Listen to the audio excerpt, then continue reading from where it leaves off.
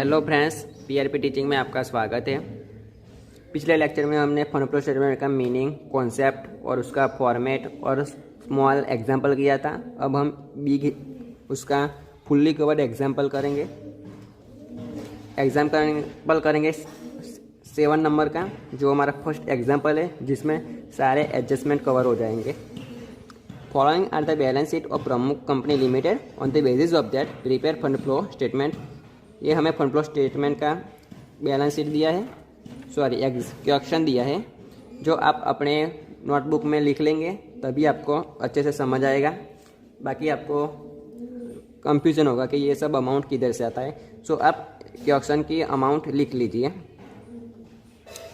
और ये सब फर्स्ट ऑफ ऑल क्या करना है, जो एडजस्टमेंट दिए हुए हैं हमें 1 2 जितने भी एडजस्टमेंट दिए हैं वो हम बैलेंस शीट में टिक कर देंगे। तो ये सब एडजस्टमेंट है, वो आप लिख लीजिए सभी क्वेश्चन, और एडजस्टमेंट आप टिक कर लीजिए। मैंने पहले से ही टिक करके रखा है ताकि आपका टाइम वेस्ट ना हो। तो फर्स्ट ऑफ ऑल क्या करना है आपको, statement of change in working capital एक स्टेटमेंट बना देना है। उसमें 4 कॉलम होगा, लास्ट 2 ईयर 2008 2009। एग्जाम्पल में जैसे दिया है वैसे हमें इंफॉर्मेशन किसकी दी है, 2008 और 2009। तो हम 2 कॉलम बनाएंगे, 2008 और 2009। चेंज इन वर्किंग कैपिटल बाद होगा, उसमें इंक्रीज हुआ या डिक्रीज हुआ वो हम यहाँ शो कराएंगे। उसके बाद फंड फ्लो स्टेटमेंट बनाना है। सोर्स, एप्लीकेशन, सिर्फ हेडिंग देना है सोर्स और एप्लीकेशन, बाकी का हम एग्जाम्पल करेंगे तब देखते हैं। उसके बाद है adjusted profit and loss account. उसके बाद बस इतना ही है। ये सब वर्किंग नोट है जो आपको एग्जाम में बनानी है, उसके मार्क्स मिलते हैं। फर्स्ट ऑफ ऑल आपको क्या करना है, change in working capital. Working capital means current asset minus current liability, ये होता है वर्किंग कैपिटल। तो देखते हैं हम इसमें क्या है।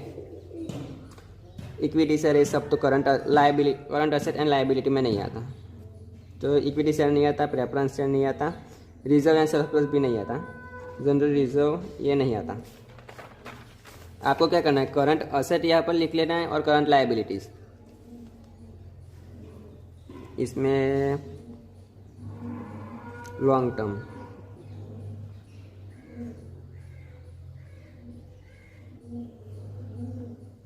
Non current liability, long term deferred tax, other कर लॉन्ग टर्म प्रोविजन, ये रहा करंट लायबिलिटीज, ये रहा। शॉर्ट टर्म बोरोइंग्स इसमें कुछ नहीं है। ट्रेड पेएबल्स अमाउंट नहीं है। क्रेडिटर्स यहाँ पर 40,000 और यहाँ पर 62,500 है। तो यहाँ पर क्रेडिटर्स क्या हुआ, इंक्रीज हुआ।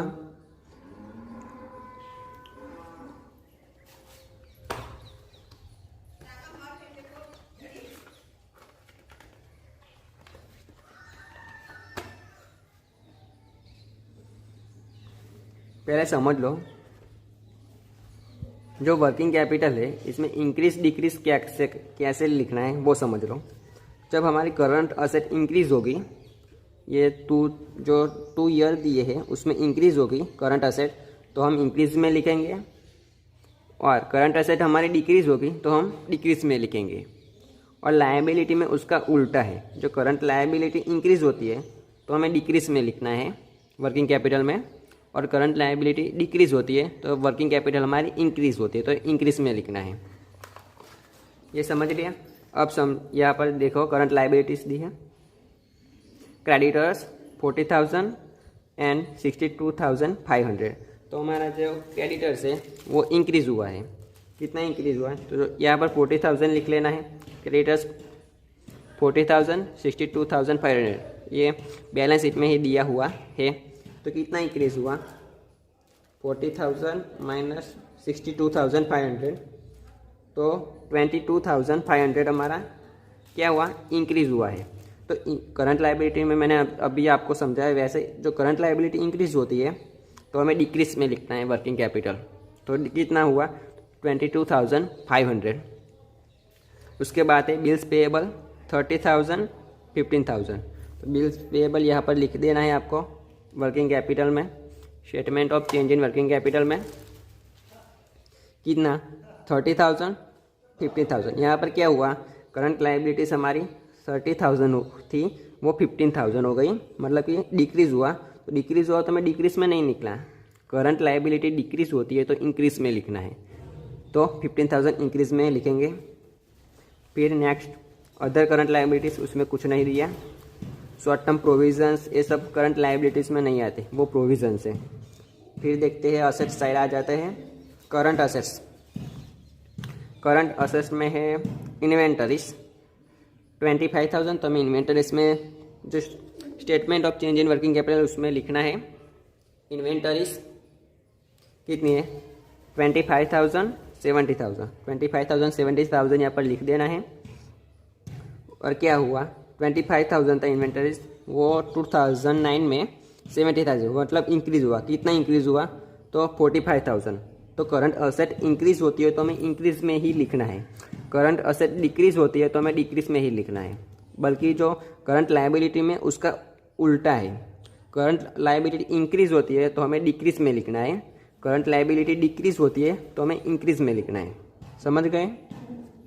तो देखते हैं इन्वेंटरीज इंक्रीज़ हुई है, करंट असेट है तो 40,000 इंक्रीज़ में लिखेंगे। नेक्स्ट ट्रेड रिसीवेबल, उसमें है डेटर्स, डेटर्स 45,000 31,000, तो यहाँ पर लिख देना है 45,000 31,000। यहाँ पर करंट असेट डिक्रीज़ हुआ तो हमें कितना डिक्रीज़ हुआ वो प्लस माइनस करके यहाँ पर लिख देना है 40,000, जो आता है अमाउंट वो डिक्रीज़ हुआ तो डिक्रीज़ में लिखना है। फिर है बिल्स रिसीवेबल 25,000 14,000, तो बिल्स जैसे 25,000 40,000 लिख दिया है। इसमें क्या हुआ डिक्रीज़ हुआ करंट असेट तो डिक्रीज़ में लिखना है, जितना डिक्रीज़ हुआ वो, तो 11,000 डिक्रीज़ में लिख दिया। Bank balance bills receivable after है बैंक बैलेंस 90,000 1 लाख, तो 90,000 1 लाख, तो 10,000 इंक्रीज़ हुआ हमारा, करंट एसेट इंक्रीज़ तो इंक्रीज़ में लिखना है 10,000। ओके, बाकी का short term loans and advance ये सब करंट एसेट्स में नहीं आता, अदर करंट एसेट्स कुछ भी नहीं है, ये हमें लिख लेना है। और हमें करंट एसेट का टोटल करना है, तो टोटल करेंगे तो ए का टोटल आता है 2008 का 1,85,000, 2009 का टोटल आता है करंट एसेट का 2,15,000, और नीचे करंट लायबिलिटी का टोटल करना है जिसको हम बोलेंगे बी, उसका 70,000 आता है और 77,500 आता है 2009 का। और क्या करना है working capital, working capital means क्या current asset minus current liability, तो करंट असेट को हमने ए बोला है, करंट लायबिलिटी को बी बोला है, ए माइनस बी 1,85,000 माइनस 70,000 1 लाख तो आएगा हमारा 1,15,000। दूसरा है 2,15,000 माइनस 77,500 तो आएगा हमारा 1,37,500। तो अब हमें क्या करना है, जो ये है ना 1,37,500 इसका टोटल ज़्यादा है इन दोनों में से, तो 1,37,500 का तो यहाँ पर लिख देना है, यही टोटल यहाँ पर लिख देना है, और जो कम है वो हमें माइनस करना है, जो हमें आएगा 22,500। इसी तरह इसका टोटल करना है, तो किसका ज़्यादा है, इंक्रीज साइड का ज़्यादा है 45,000, सबका टोटल करेंगे तो 70,000 आएगा, इसमें से हम सब माइनस करेंगे डिक्रीज वाला तो आएगा 22,500। ये दोनों 22,500 22,500 ये दोनों अमाउंट सेम आनी चाहिए, तभी आपका वर्किंग कैपिटल राइट है, ऐसा होगा। तो ये दोनों सब सेम आते हैं तभी आपका ये वर्किंग कैपिटल स्टेटमेंट है वो सही है। तो हमें क्या करना है, जो इंक्रीज साइड का टोटल ज़्यादा है तो हमें working capital increase in working capital ऐसा लिखना है। अगर डिक्रीज साइड का टोटल ज़्यादा होता है तो डिक्रीज इन वर्किंग कैपिटल ऐसा लिखना है। समझ गए? फिर हम बनाएंगे फंड फ्लो स्टेटमेंट, उसके बाद adjusted profit and loss account. ये जो इंक्रीज इन वर्किंग कैपिटल है 22,500 वो हम लिखेंगे एप्लीकेशन में। किधर लिखेंगे? एप्लीकेशन में। इंक्रीज जो डिक्रीज होगा, डिक्रीज इन वर्किंग कैपिटल होगा तो सोर्स में होगा, इंक्रीज इन वर्किंग कैपिटल होगा तो एप्लीकेशन में है। वो मैंने आपको पिछले लेक्चर में समझाया था, ठीक है। तो ये 22,500 इंक्रीज हुआ तो इंक्रीज इन वर्किंग कैपिटल 22,500 हमें एप्लीकेशन में लिखना है फंड फ्लो स्टेटमेंट में। अब क्या करना है, एडजस्टमेंट। अब हम एडजस्टमेंट सॉल्व करेंगे। पहले आपको ये प्रिपेयर कर लेना है, इसके बाद एडजस्टमेंट सॉल्व करेंगे।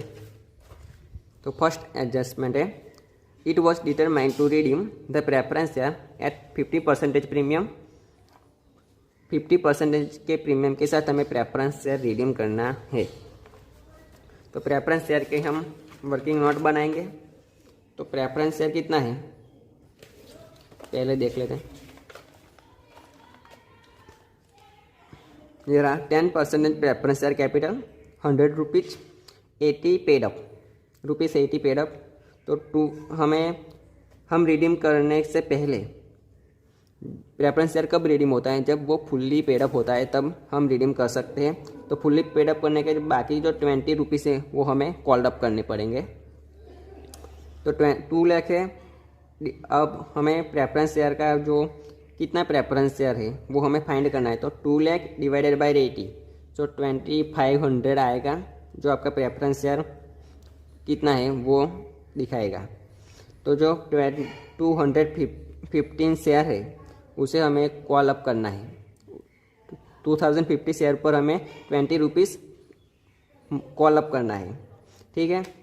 तो अभी हम रिटर्न करवाएंगे, तो हम देखते हैं। तो कॉल 2500 इंटू 20 50,000 हमें कॉल अप करना है। जब हम कॉल मंगाएंगे शेयर होल्डर के पास, इसमें से क्या हुआ है एडजस्टमेंट देखो आगे।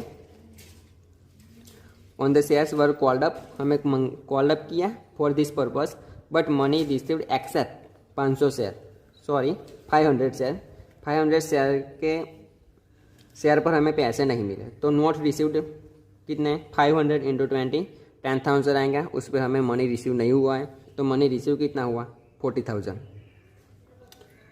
रिसीव हुआ। तो हम इसका क्या करेंगे, ये कितने प्रेफरेंस शेयर है तो हम प्रेफरेंस शेयर का अकाउंट बनाना पड़ेगा। तो प्रेफरेंस शेयर कैपिटल का यहाँ पर अकाउंट मैंने पहले से ही बना दिया है।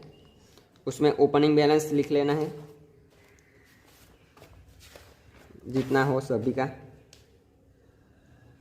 यहाँ पर ओपनिंग बैलेंस है 2 लाख एंड क्लोजिंग बैलेंस है 40,000। तो आपको अकाउंट में लिख लेना है opening balance 2 lakh and closing balance 40,000। और आपने क्या किया, रिसीव कॉल्ड अप किया कितना 40,000। तो फाइनल कॉल रिसीव्ड हुआ आपको। तो आपको रिसीव हुआ तो क्या होगा, प्रेफरेंस शेयर कैपिटल में क्रेडिट साइड होगा। तो by bank account into bracket call received, final call received 40,000, ठीक है। उसके बाद क्या हमें रिडीम करना है। अभी एडजस्टमेंट बाकी है, पूरा का पूरा नहीं हुआ। तो क्या होगा आगे, redemption capital preference share capital, हमें जो प्रेफरेंस शेयर कैपिटल रिडीम करना है उसकी अमाउंट हम फाइंड करेंगे। तो जिस शेयर पे हमें मनी नहीं मिला उसको हम पैसे रिटर्न नहीं करेंगे। तो टोटल शेयर कितने हैं 2500, उसमें से 500 शेयर हमें नहीं मिले तो 2000 शेयर पे ही हम मनी रिटर्न करेंगे। तो 2000 शेयर इंटू 100 रुपीज़, शेयर कितने का था 100 रुपीज़ का था। तो 2 लाख हो गया। वो हम उससे क्या करना है 25% प्रीमियम, 50% प्रीमियम के साथ हमें रिडीम करना है। तो 2 लाख का 25% 30,000 होगा। टोटल अमाउंट हमें रिटर्न करना है 2,30,000। उसमें से 2 लाख हमारी कैपिटल है और 30,000 हमारा प्रीमियम है। तो और ये अमाउंट हम रिटर्न करेंगे तो ये अमाउंट हम किधर से लाएंगे, तो वो हम इसमें ही दे दिया है आपको। अगर इसमें नहीं बोलता कि ये अमाउंट कहाँ से लाएंगे तो जनरल रिजर्व में से इसको ले लेने का, और कैपिटल रिडम्पशन रिजर्व में से भी ले सकते हैं इसको। तो इसमें दिया after utilising general reserve fully, जो ये अमाउंट हमें रिटर्न करना है वो कहाँ से लाएंगे, तो जनरल रिजर्व फुल्ली, जो जनरल रिजर्व अमाउंट की है वो हमें फुल्ली ले लेनी है। तो जनरल रिजर्व का भी अकाउंट हम प्रिपेयर करेंगे। General reserve opening balance closing balance लिख देंगे। अब इसकी अमाउंट जो है क्वेश्चन वो लिख लीजिए और ओपनिंग क्लोजिंग बैलेंस आपको लिखना है। तो इसका ओपनिंग क्लोजिंग बैलेंस है जनरल रिजर्व का 75,000, 88,000 क्लोजिंग बैलेंस। तो आपको लिख लेना है ओपनिंग बैलेंस 75,000, क्लोजिंग बैलेंस 88,000। अब क्या बोला है इसमें आपको एडजस्टमेंट में, जनरल जो अमाउंट हमें रिटर्न करनी है वो fully after utilising general reserve fully, जो जनरल रिजर्व की अमाउंट है वो फुल्ली ले लेनी है। तो जनरल रिजर्व ओपनिंग क्लोजिंग लिख लिया, तो जितना ओपनिंग लेना है हमको फुल्ली लिया, तो 75,000 है वो हम डेबिट साइड लिखेंगे, क्योंकि वो ओपनिंग बैलेंस है वो फुल्ली ले लेना है रिडम्पशन करने के लिए। तो to redemption preference share account 75,000 वो हम जनरल रिजर्व में से यूटिलाइज करेंगे। तो यहाँ पर लिखेंगे जनरल रिजर्व में से 75,000 लाए, बाकी के 1,25,000 अभी भी कम है, तो वो पैसे कहाँ से लाएंगे। तो उसमें देखो इसमें दिया है equity shares for necessary amount were issue, जो बाकी की अमाउंट खुटती है उसमें से हम न्यू इक्विटी शेयर इश्यू करेंगे 10% प्रीमियम के साथ। तो इसमें देखो जो वो 1,25,000 है उसका क्या होगा, न्यू इश्यू शेयर होगा, तो उसका भी अकाउंट बनाना पड़ेगा आपको। तो इक्विटी शेयर कैपिटल अकाउंट ये रहा, equity share capital account. Opening balance 2 lakh लिख लेना है जो आपको बैलेंस शीट में दिया है, क्लोजिंग बैलेंस भी दिया है 4 लाख, वो भी आपको लिख लेना है। उसमें से क्या हुआ 1,25,000, इस 75,000 की तो एंट्री हो गई कहाँ, ये रहा जनरल रिजर्व में। 75,000 कहाँ से लाए, जनरल रिजर्व में से। जो एक 1,25,000 है वो हमें इश्यू करने हैं, new issue share equity share. तो इक्विटी शेयर में क्रेडिट साइड होगा बाय बैंक अकाउंट 1,25,000। इसमें प्रीमियम की एंट्री नहीं आएंगी क्योंकि ये इक्विटी शेयर कैपिटल है, 10% प्रीमियम के साथ हमें इश्यू करना है। एडजस्टमेंट में बोला है वो 1,25,000 के 10% प्रीमियम मतलब 12,500 वो किधर जाएंगे, तो शेयर प्रीमियम अकाउंट में जाएंगे। तो हमें शेयर प्रीमियम अकाउंट भी प्रिपेयर करना पड़ेगा। तो शेयर प्रीमियम का अकाउंट प्रिपेयर करेंगे, उसका ओपनिंग क्लोजिंग लिखेंगे, शेयर प्रीमियम 25,000 और 75,000।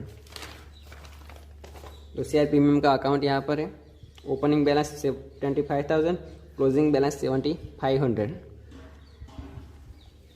ठीक है, इसमें से क्या है बैंक अकाउंट प्रीमियम, जो हम ये प्रीमियम कहाँ से लाएंगे, जो 30,000 प्रीमियम है हम शेयर प्रीमियम में से रिटर्न कर सकते हैं। और profit and loss account first priority share premium को दी जाती है, जो हमारे पास शेयर प्रीमियम है तो वो हम उसमें लिख देते हैं। तो शेयर प्रीमियम के डेबिट साइड होगा 30,000, क्योंकि शेयर जो हम प्रीमियम रिटर्न करते हैं वो शेयर प्रीमियम अकाउंट में से रिटर्न हो सकता है या तो प्रॉफिट एंड लॉस अकाउंट।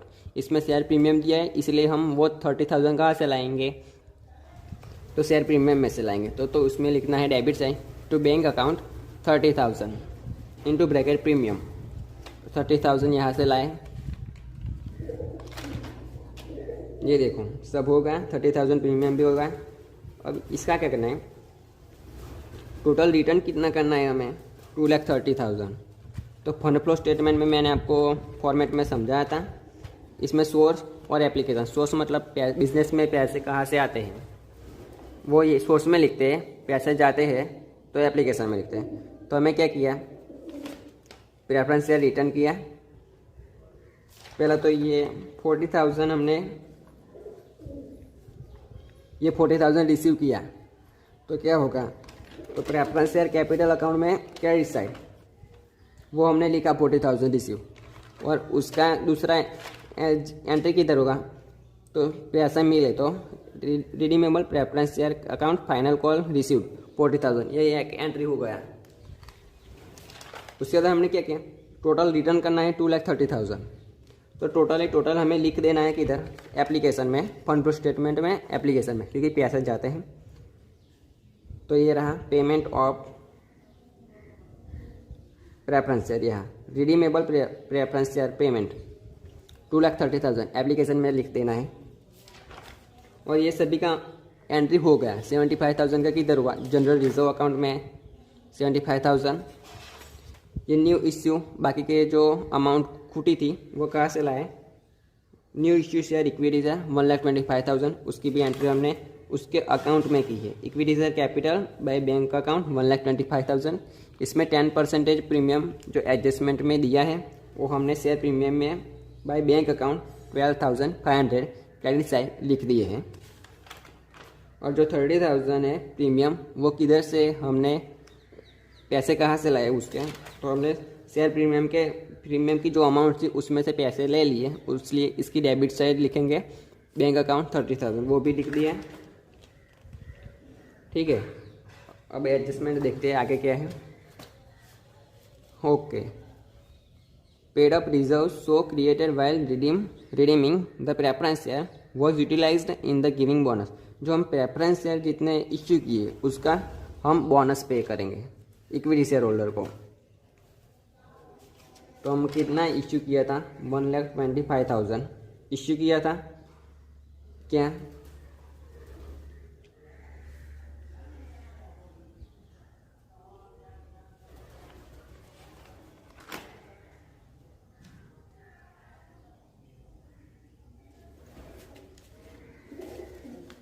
आगे क्या है, चलो देखिए, रिजर्व्स फुल्ली पेड अप है। Reserves so created while redeeming the preference share, जो हम प्रेफरेंस शेयर रिडीम करते हैं, share was utilised in giving bonus.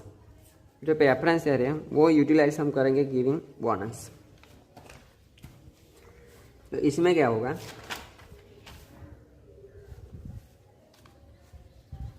जो जनरल रिजर्व है ये आपको समझ लेना है।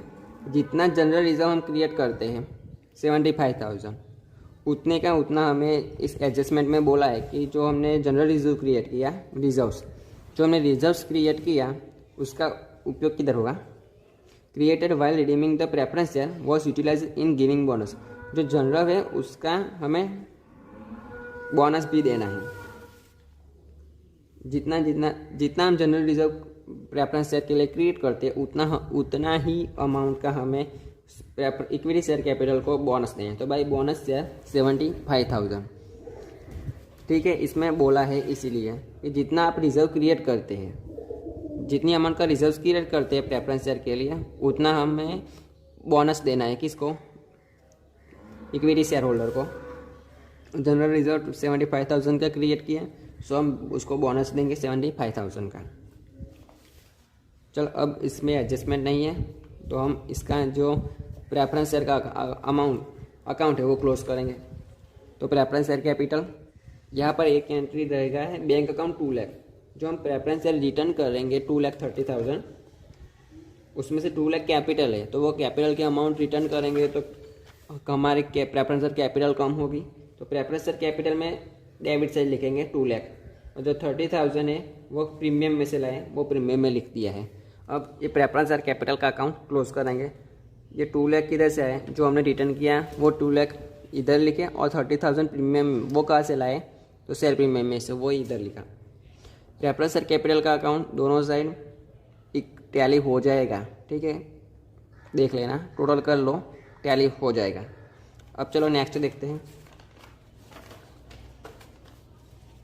चलो, इक्विटी शेयर कैपिटल होगा adjustment number 1। Preference share capital, okay, equity share capital का अकाउंट क्लोज करना बाकी है, तो हम इक्विटी शेयर कैपिटल उसमें दूसरा कोई एडजस्टमेंट नहीं, इसलिए इसका अकाउंट क्लोज कर देते हैं। शेयर कैपिटल का भी जो अकाउंट है वो दोनों साइड टैली हो जाएगा। ठीक है, हाँ, इसमें एंट्री बाकी है हमारी। ओपनिंग बैलेंस की फंड फ्लो स्टेटमेंट में एंट्री नहीं आती, क्लोजिंग बैलेंस की भी नहीं आती। Bank to by bank account 1,25,000, जो हमें न्यू इश्यू शेयर किए थे 1,25,000, उसकी एंट्री करनी है। तो फंड फ्लो स्टेटमेंट में आएगा, सोर्स में आएगा इश्यू ऑफ न्यू इक्विटी से 1,37,500। वो ये किधर से आया, हमने इश्यू कितने किए, 1,25,000 के शेयर इश्यू किए कि 10% फर्स्ट एडजस्टमेंट में दिया है, 10% प्रीमियम के साथ हमने इक्विटी शेयर इश्यू किए। तो इसका 10% 1,25,000 इश्यू किया, किधर गया, ये रहा 1,10,5,000 का इश्यू किया, 10% प्रीमियम। प्रीमियम कितना हुआ बाय बैंक अकाउंट, यहाँ पर लिखा हमने इसका 1,25,000 का 10% एंड 1,200 इन दोनों का आप टोटल करेंगे तो 1,37,500 ये हमें टोटल इनकम हुआ न्यू इश्यू शेयर का, इसलिए हमने सोर्स में लिख दिया। अब इसका अकाउंट क्लोज करेंगे कि दोनों साइड टैली हो जाएगा इसका अकाउंट। ठीक है, ये भी एंट्री ख़त्म हुआ। अब नेक्स्ट देखते हैं आगे। Reserves and surplus, general reserve 75,000 88,000। General reserve में भी एक ही एडजस्टमेंट है। जनरल रिजर्व उसका हमने फर्स्ट एडजस्टमेंट किया अभी, तो उसके साथ हमने एंट्री दे दी। तो चलो इसका अकाउंट अब क्लोज करते हैं। इसका डेबिट साइड का टोटल ज़्यादा होगा, तो इसका टोटल है 1,63,000, वो हम क्रेडिट साइड लिखेंगे। अब 75,000 माइनस करेंगे, तो जो भी अमाउंट मिलता है, वो हम प्रॉफिट एंड लॉस अकाउंट में लिखेंगे। किधर लिखेंगे? प्रॉफिट एंड लॉस अकाउंट में। Adjusted profit and loss account कितना है? 88,000। तो adjusted profit and loss account में लिखेंगे, ये रहा 88,000। ट्रांसफर टू जनरल रिजर्व 88,000, ये हमने प्रॉफिट एंड लॉस अकाउंट में दिया। यह जो अमाउंट खुटती है वो हम प्रॉफिट एंड लॉस अकाउंट में लिखेंगे। Current year general reserve account 88,000 लिख दिया। अब नेक्स्ट देखते हैं शेयर प्रीमियम 25,000 75,000, वो उसका भी हमने फर्स्ट एडजस्टमेंट के साथ उसका फिनिश किया। शेयर प्रीमियम ओपनिंग क्लोजिंग सब लिख दिया। अब इसका हम टोटल करेंगे तो दोनों साइड इक्वल हो जाएगा, क्योंकि शेयर प्रीमियम में दोनों साइड इक्वल हो गया है। इसमें भी इक्वल होगा, इसमें भी इक्वल होगा, कोई भी अमाउंट खुटती नहीं है। इसमें जनरल रिजर्व में अमाउंट खुटी तो इसे हम प्रॉफिट एंड लॉस अकाउंट में ले गए, इसमें कोई भी अमाउंट खुटी नहीं है। ठीक है, तो ये भी अकाउंट क्लोज हो गया। चलो नेक्स्ट देखते हैं profit and loss account 80,000 1 lakh. तो हम प्रॉफिट एंड लॉस अकाउंट में लिखेंगे adjusted profit and loss account हमने क्रिएट किया है। ओपनिंग बैलेंस है 80,000, तो क्रेडिट साइड लिखेंगे 80,000 और डेबिट साइड लिखेंगे क्लोजिंग बैलेंस 1 लाख। क्योंकि जो क्रेडिट साइड दिया है प्रॉफिट एंड लॉस अकाउंट, तो उसकी बाकी होती है ओपनिंग क्रेडिट होती है और क्लोजिंग डेबिट होती है। ठीक है, तो इसकी हमने 80,000 और क्लोजिंग बैलेंस 1 लाख लिख दिया है। अब आगे देखते हैं, इसमें से तो कुछ अमाउंट दिया नहीं। नॉन करंट लायबिलिटी, उसमें लॉन्ग टर्म बोरोइंग्स 10% डिबेंचर, इसमें 5 नंबर का एडजस्टमेंट है, तो 5 नंबर का एडजस्टमेंट देखते हैं। डिबेंचर वर रिडीम्ड एट 10% प्रीमियम, जो डिबेंचर है हमको रिडीम करना है 10% प्रीमियम के साथ। तो डिबेंचर है 50,000 का और हमको रिडीम करना है 10% प्रीमियम। 50,000 का 10% 5,000, 55,000 हम टोटल रिडीम करेंगे तो पैसे जाते हैं तो किधर आएगा?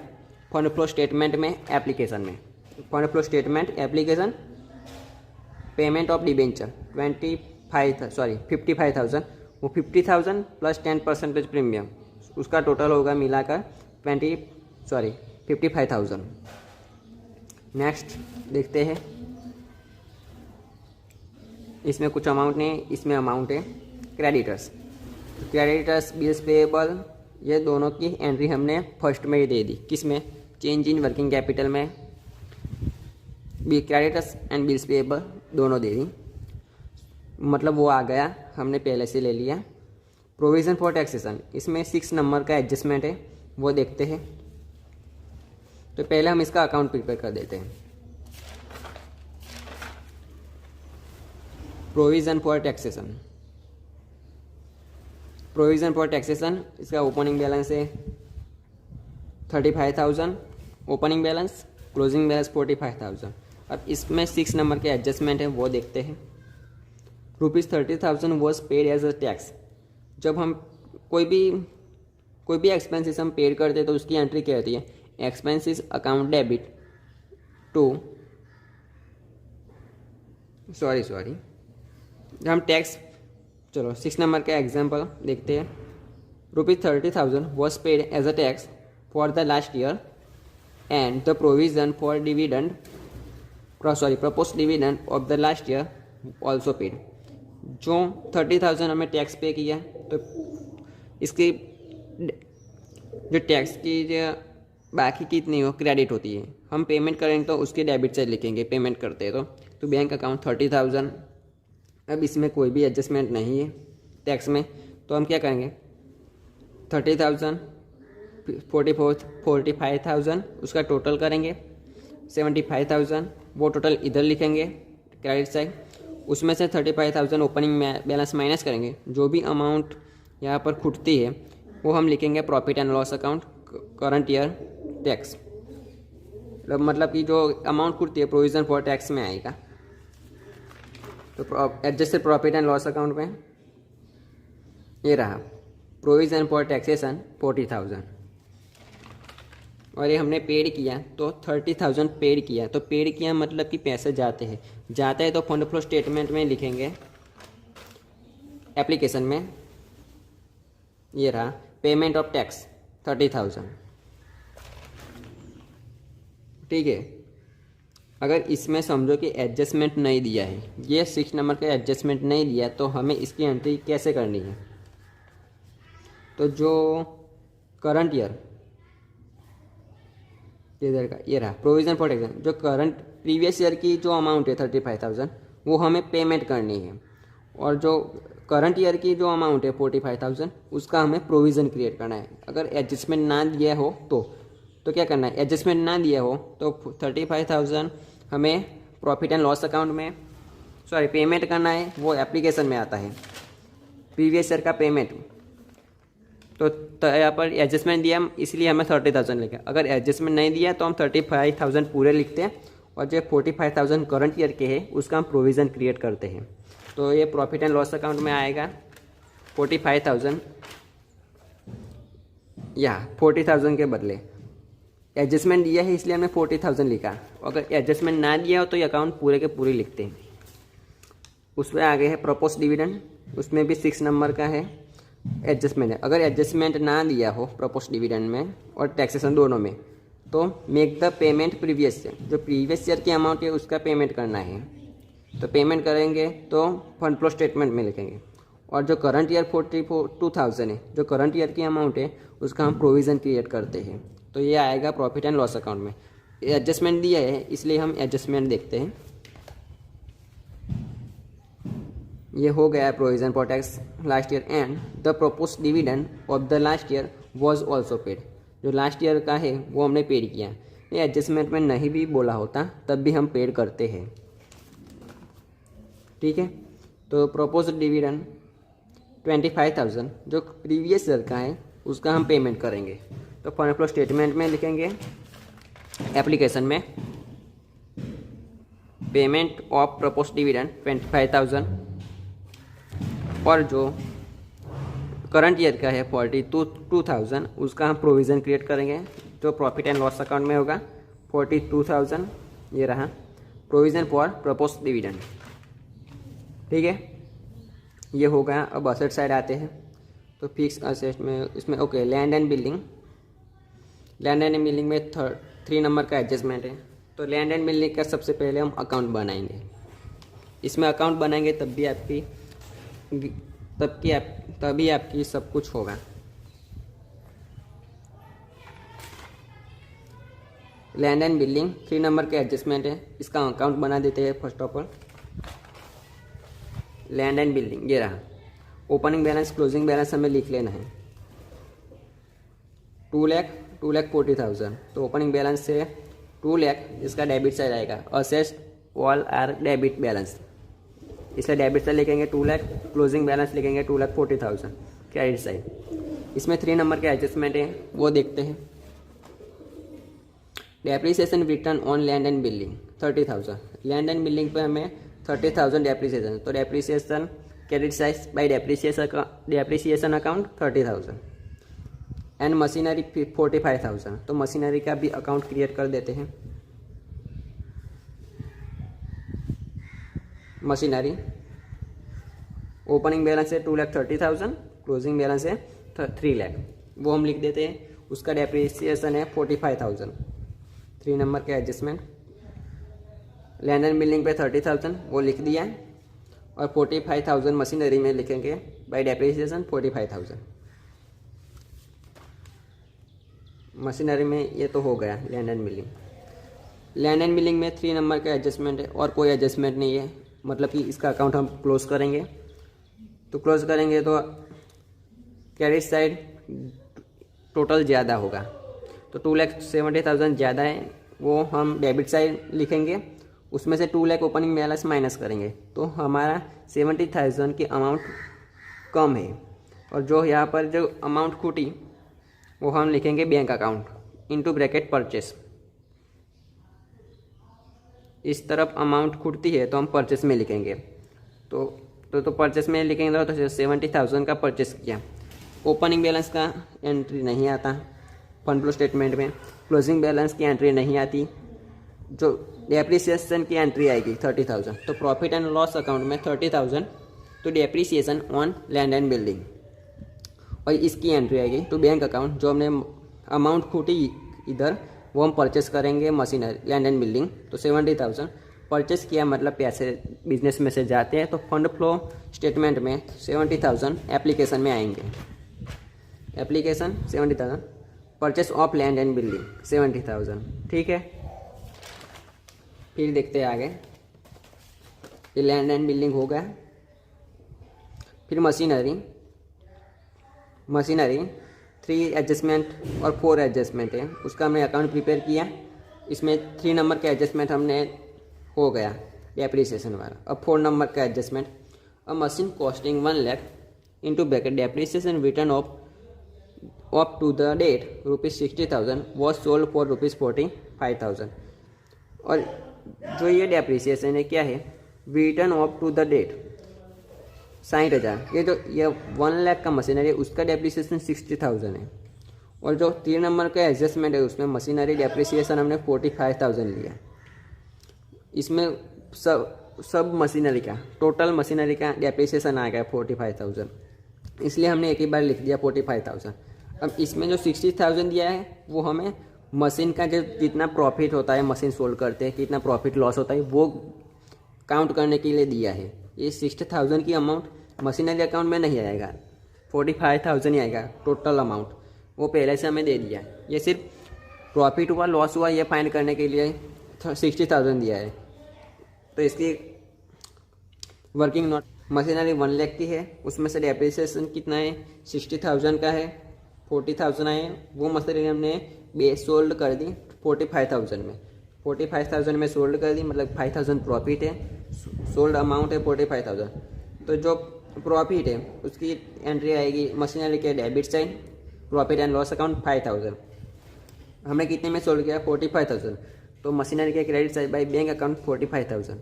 ये डेप्रिसिएशन की अमाउंट नहीं आएगी, बिकॉज 3 नंबर के एडजस्टमेंट में हमें मशीनरी का डेप्रिसिएशन दे दिया है, उसमें कुछ भी स्पेसिफाई नहीं किया गया किसका, मतलब कि जितनी भी मशीनरी है सबका डेप्रिसिएशन मिलाकर ये 45,000 है। और जो ये 1 लाख का सोल्ड कर रहे हैं उसमें जो डेप्रिसिएशन है वो 1 लाख का है, वो हम काउंट नहीं करेंगे, क्योंकि ये डेप्रिसिएशन प्रॉफिट एंड लॉस का कितना प्रॉफिट है लॉस है इसीलिए दिया है, वो ऑलरेडी है ना रिटर्न ऑफ कर चुके, इसलिए हम मशीनरी के अकाउंट में नहीं लिखेंगे। ठीक है, तो यहाँ पर लिख दिया हमने, डेप्रिसिएशन हो गया, बैंक हो गया। अब इसमें कुछ भी 3 और 4 ही एडजस्टमेंट है, बाकी के एडजस्टमेंट नहीं है। तो मशीनरी का अकाउंट क्लोज करेंगे तो क्रेडिट साइड ज़्यादा होगा टोटल, तो क्रेडिट साइड का टोटल करेंगे, फिर डेबिट साइड का माइनस करेंगे, तो अमाउंट कितना फूटेगा, ये 1,55,000 अमाउंट यहाँ पर खोता है, जो हम बैंक अकाउंट लिखेंगे, मतलब कि इतनी की मशीनरी हमने परचेस की है। और अब हमने ये अकाउंट कंप्लीट कर दिया। अब ये एंट्री कहाँ का, ओपनिंग की एंट्री फंड फ्लो स्टेटमेंट में किधर नहीं होती, क्लोजिंग बैलेंस की भी एंट्री किधर नहीं होती, कि किसी भी जगह नहीं होती। बाय डेप्रीसिएशन की एंट्री होगी 45,000, adjusted profit and loss account में होगी, ये रहा depreciation on machinery 45,000। Bye bank account, जो हमने मशीनरी सोल्ड की है, उसके मशीनरी सोल्ड की है 45,000 में सोल्ड की है, तो पैसे आते हैं तो किधर लिखेंगे, फंड फ्लो स्टेटमेंट में सोर्स में लिखेंगे सेल्स ऑफ मशीनरी 45,000। फिर ओके, क्लोजिंग बैलेंस की एंट्री नहीं आती, यहाँ पर ओपनिंग की भी नहीं आएगी। To profit and loss account, जो हमें 5,000 का प्रॉफिट हुआ है, जो हमें 5,000 का प्रॉफिट हुआ है वो प्रॉफिट एंड लॉस अकाउंट में क्रेडिट साइड लिखेंगे। तो भाई profit on sale of investment 5,000 आएगा, प्रॉफिट ऑन मशीनरी 5,000। तो जो बैंक अकाउंट में हमें बाकी की अमाउंट जो ये इधर खूटी वो हम बैंक अकाउंट में लिखेंगे, यहाँ लिखेंगे परचेस। जो डेबिट साइड अमाउंट खुदती है वो परचेस होता है हमारा। तो फंड फ्लो स्टेटमेंट में हम लिखेंगे एप्लीकेशन में परचेस ऑफ मशीनरी 1,55,000, एप्लीकेशन में लिखेंगे ये रहा परचेस ऑफ मशीनरी 1,55,000। अब नेक्स्ट देखते हैं, मशीनरी होगा इंटेंजिबल असेट्स, इसमें गुडविल कितना है 50,000 और नेक्स्ट ईयर में है 40,000, मतलब कि 10,000 हमारा कम हुआ का इसका मतलब क्या है कि हमने गुडविल रिटर्न ऑफ किया, कितने का 10,000 का। तो प्रॉफिट एंड लॉस अकाउंट में हम लिखेंगे 10,000 रिटर्न ऑफ, सॉरी ये नहीं, ये रहा, तो रिटर्न ऑफ गुडविल 10,000। नेक्स्ट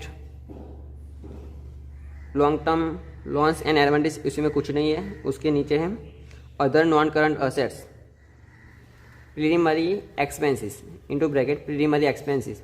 तो प्रीलिमिनरी एक्सपेंसेस कितना है 50,000 एंड सेकंड ईयर में है 5,000। तो 10,000 क्या हुआ हमारा, जो प्रीलिमिनरी एक्सपेंसेस है 50,000 फर्स्ट ईयर, सेकंड ईयर है 5,000, मतलब 10,000 कम हुआ। इसका मतलब है कि हमने प्रीलिमिनरी एक्सपेंसेस रिटर्न ऑफ किया, तो रिटर्न ऑफ किया तो 10,000 का रिटर्न ऑफ किया, वो प्रॉफिट एंड लॉस अकाउंट में डेबिट साइड होगा। तो return of preliminary expenses 10,000।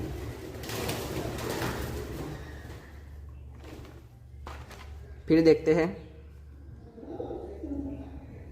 Current assets, inventory, trade receivable, debtors, bills पे रिसीवेबल, ये सब हमने working statement of working capital में लिख दिया है, इधर पहले से ही लिख दिया है, वो सब आ गया है उसका एंट्री। फिर आता है कैश आता है, शॉर्ट टर्म, अदर असेट, वो भी पूरा हो गया। एडजस्टमेंट में कोई सब हो गया, इन्वेस्टमेंट का हो गया, प्रेफरेंस शेयर का भी हो गया, मशीनरी का भी हो गया, डेप्रिसिएशन हो गया, डिबेंचर भी हो गया, और एक प्रोविज़न फॉर टैक्स वो भी हो गया। अब क्या करेंगे, हम अकाउंट क्लोज करेंगे सब के सब।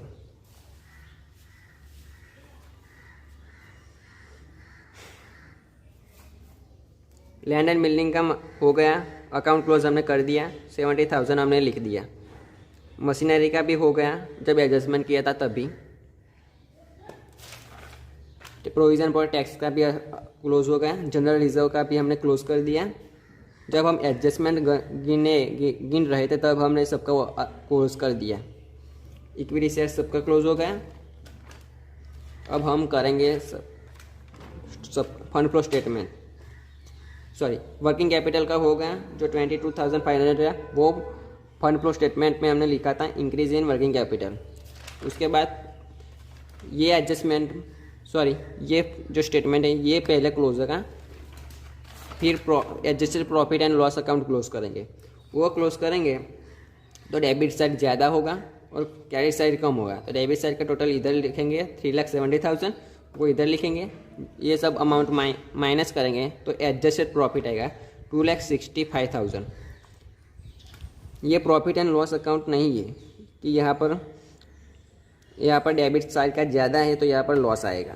ये एडजस्टेड प्रॉफिट अकाउंट है, इसलिए जो प्रॉफिट एंड लॉस अकाउंट से उल्टा है, मतलब कि जो यहाँ पर लॉस आता है उसके जगह हम लिखेंगे एडजस्टेड प्रॉफिट, क्योंकि ये adjusted profit and loss account है, इसीलिए ये pure profit and loss account नहीं है, एडजस्टेड प्रॉफिट लॉस अकाउंट है। इसलिए जो क्रेडिट साइड अमाउंट खुटती है वो हमारा एडजस्टेड प्रॉफिट होगा, अगर डेबिट साइड हमारी अमाउंट खुटती है तो एडजस्टेड लॉस होगा। तो यहाँ पर प्रॉफिट है हमारा 2,65,000, वो हम लिखेंगे फंड फ्लो स्टेटमेंट में। प्रॉफिट है तो प्रॉफिट क्या होगा हमारा, प्लस होगा, मतलब कि वन टाइप ऑफ इनकम है हमारी प्रॉफिट। तो एडजस्टेड प्रॉफिट 2,65,000, यहाँ पर सबकी एंट्री हमने कर दी है। जब एडजस्टमेंट किया तब सबकी एंट्री हो गई। तो इसका टोटल करेंगे, source fund flow statement source का टोटल करेंगे तो 5,87,500 होगा। एप्लीकेशन का टोटल करेंगे तो 5,87,500। ये दोनों का टोटल सेम आएगा तब भी आपका सम सही है, ऐसा माना जाएगा। ये दोनों का टोटल सेम है, मतलब कि आपका जो सम गिना आपने वो एकदम सही है। तो thank you for watching the video.